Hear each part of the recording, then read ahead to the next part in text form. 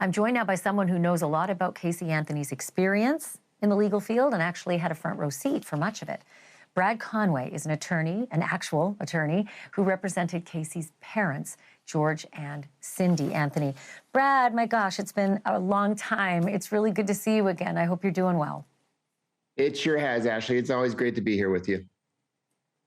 Let me just start with your reaction to this. I mean, jaw dropper, the video, the promises, the legal advocate, all of it. Well, it is, but Casey Anthony, you know, she's the perpetual victim, but she's always out there, you know, pitching her own story, her own sad story. And here she is talking about being thrust into this again and using it to better other people. It's just a bunch of BS. And it's Casey Anthony's bid to remain relevant. She's always got a little hook. She disappears for a little while, but then she always shows up again. And this one is all about money. Well, on that last note, money, I will say that she has not had it easy for the last decade plus, right? I mean, it's Casey Anthony. It's kind of hard to get a job. So I think she has struggled as a photographer, as a private investigator, as an assistant. And so this may be her effort at maybe thinking there's a new generation of folks out there who may not have that same feeling. She may not have that stigma with them. If that's the case, is there any truth or is there any value to the fact that she thinks she can be a legal advocate?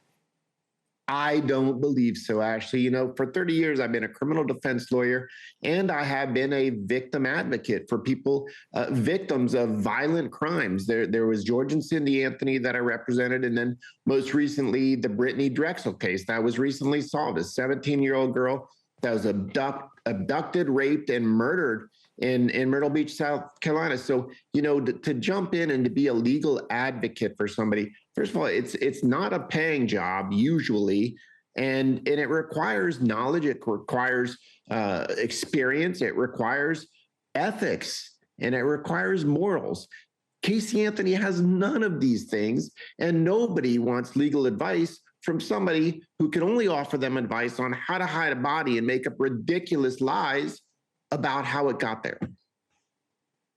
Do you think there may be any other motivation other than money, like, say, attention? Because she's really been avoiding attention since 2011.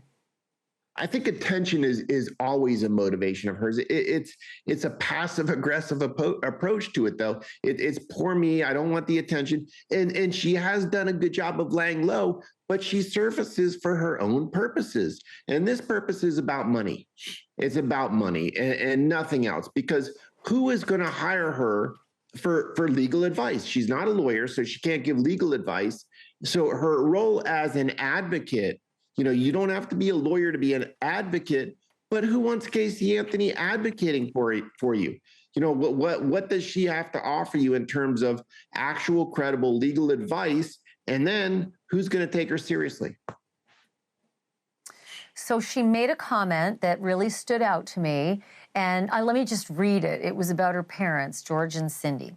She says, "My parents are George and Cindy Anthony. This isn't about them. This is not in response to anything they've said or done." But then she goes on to suggest, "I will deal with that soon," as if to say, I've got words to say in reaction to things George and Cindy have said. What did you take that to mean, given the fact that you were George and Cindy's lawyer?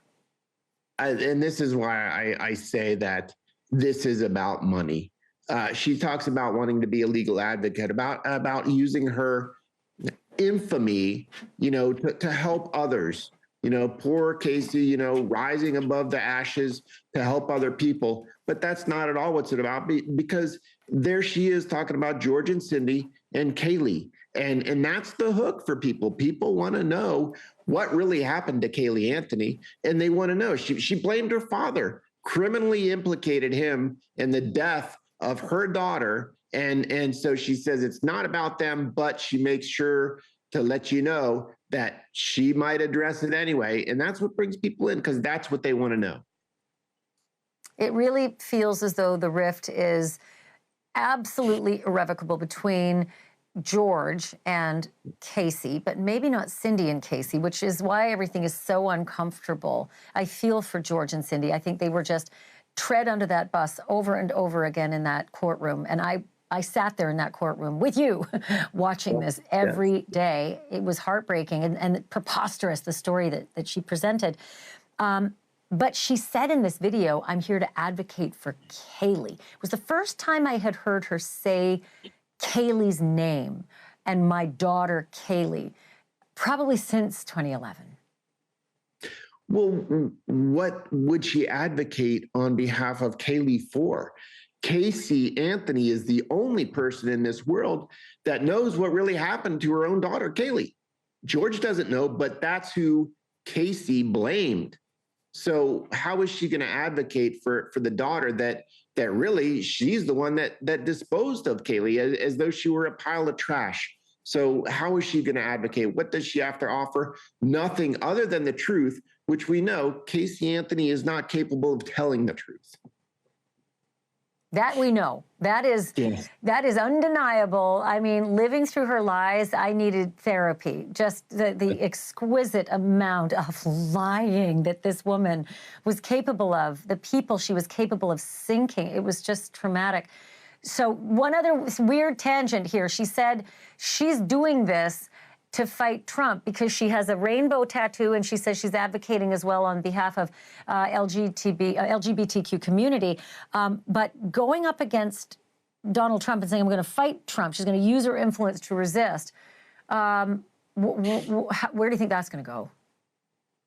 That's a really good question because, hiring Casey Anthony to give you legal advice or be your legal advocate is like punching a hole in your boat to get a better breeze.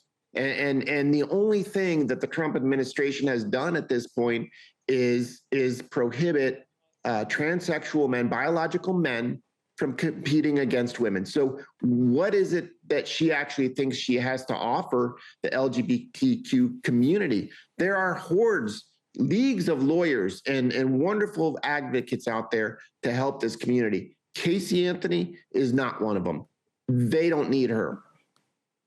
They may not want her as well. But Brad, not, this has been, we waited way too long. You and I need to not, be apart for this many years. I'm so glad to see you again. You look terrific. Thanks for doing this.